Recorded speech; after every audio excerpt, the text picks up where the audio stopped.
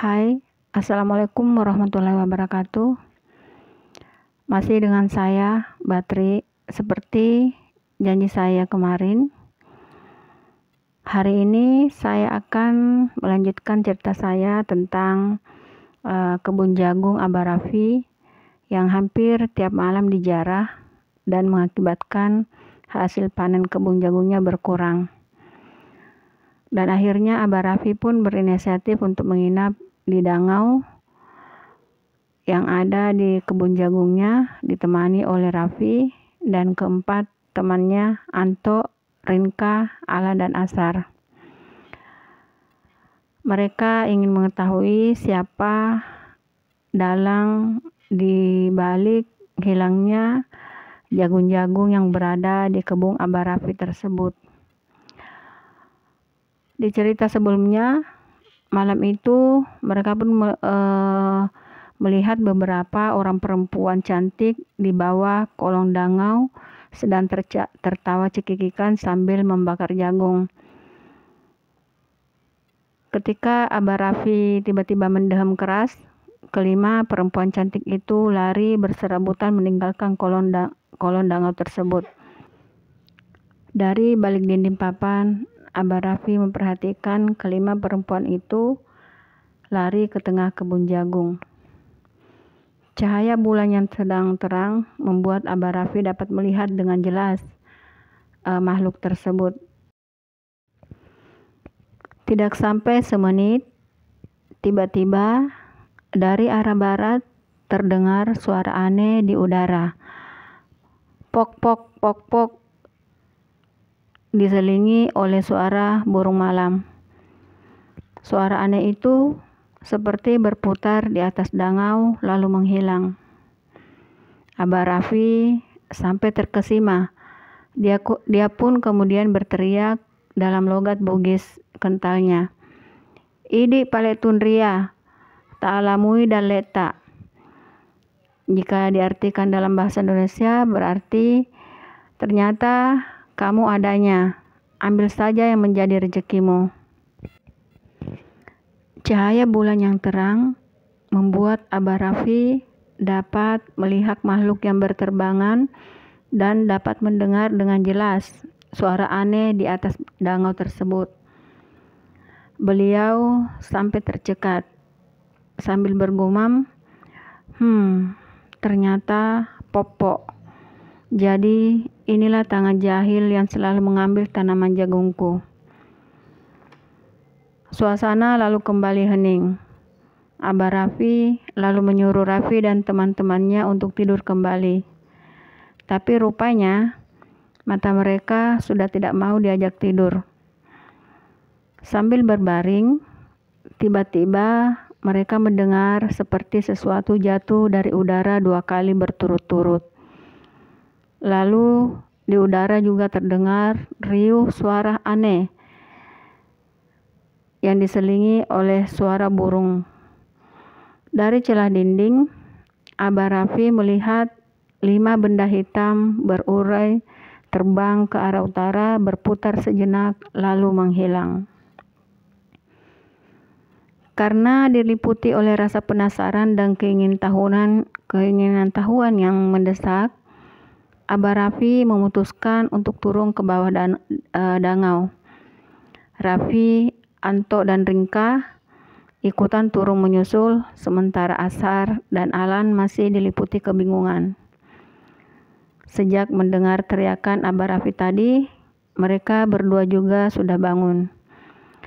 Di bawah rumah, dekat dengan perapian yang masih membara, mereka dapati berserakan puluhan tongkol jagung.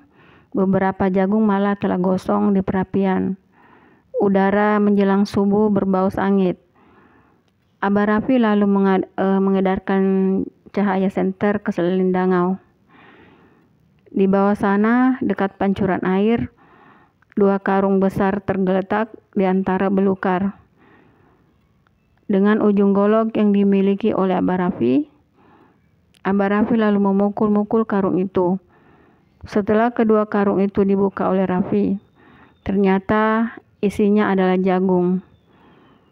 Berbagai pertanyaan memenuhi benak mereka.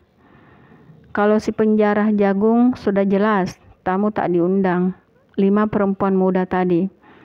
Tapi siapa mereka? Terus jagung 2 karung itu untuk apa? Jagung jarahan mereka yang belum sempat dibawa ataukah? Entahlah.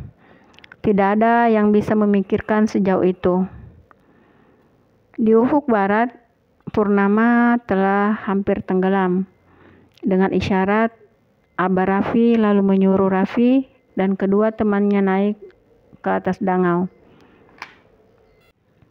Sampai di atas dangau, mereka semuanya terdiam, berbaring, tapi tidak ada yang bisa memejamkan mata.